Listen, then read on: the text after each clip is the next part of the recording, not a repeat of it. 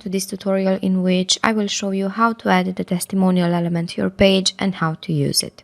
So first of all, in order to do that, you first have to open the page or post on which you would like to add the element, and then click on this plus icon from here to open the full list of available elements. Now scroll down until you find the testimonial element, or if you want a quicker way to find it, simply type the name in the search field.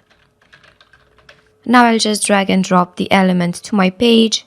And as you can see, I've been prompted with a lightbox from where I can choose a template for my element. I'm gonna browse through this library and pick a template, and as simple as that, the element has been added to my page in the chosen template, and this is how it looks like. Right off the bat, you can notice that there are multiple elements in this testimonial. You have images, you have text elements, and all of them are customizable, and you can bring whatever changes you want to these elements. And in order to do that, you simply need to click on the element you want to edit, and the main options will appear in the left sidebar, and you can use them just like you would do with any other element that you would normally drag and drop to your page from this right sidebar. But first, let's see how the actual options of the testimonial element work. So in order to access the element once more, I can click on it here in my breadcrumbs, and now the testimonial element is selected and I can see the options in the left sidebar. The first available section here is the template library, and you can just click on this field and this will bring up the lightbox once more with the template library. If you just want to change the template, select the new one and then click on replace template. There's one thing to keep in mind here, and that is that if you decide to replace the template, all the changes that you've made up to this point will be lost. So let's say if you've already changed various aspects in terms of design, such as applying changes to the text element, for example, or changing the images, then all this will be lost if you decide to replace the existing template with the new one. So this is just something to keep in mind for further use. Going back to the left sidebar, let's see what other options can be used. Here you can use this slider to adjust the maximum width and the maximum height if you want, for example, a longer testimonial, and you can also insert here numerical values if you don't want to use the slider. You can also add a link to your testimonial by activating this toggle next to add link to content box. As you can see, several options have appeared right here, and you can use to decide how your link should be added to the content box in which the testimonial is placed.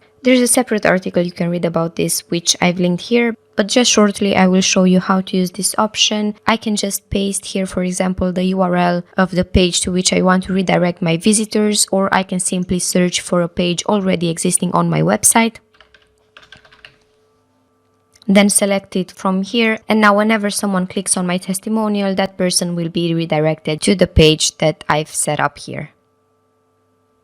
Next, you can very easily change the position of the testimonial from these three options right here, and also you can use the remaining options from the left sidebar, such as the decorations one or the layout and position one, all for which we have separate tutorials in our knowledge base. Now, just as I've mentioned, you can also change various items from within the actual testimonial element. You just have to click on it to select it and then use the options from the left sidebar. For example, I clicked on this image element, and now I can proceed with bringing any changes I want to it. For example, I can change the existing image and choose another one from my media library. I can also change the size, the image style. I can add a dark border if I want, or maybe a circle type of border. I can also change the text element. I can use either the options from this left sidebar or from the panel which is located at the top of my page. And I can even change the quote marks available in my template. I'm just gonna select it and then change the icon with a new one. I'm gonna type here quote and use this style.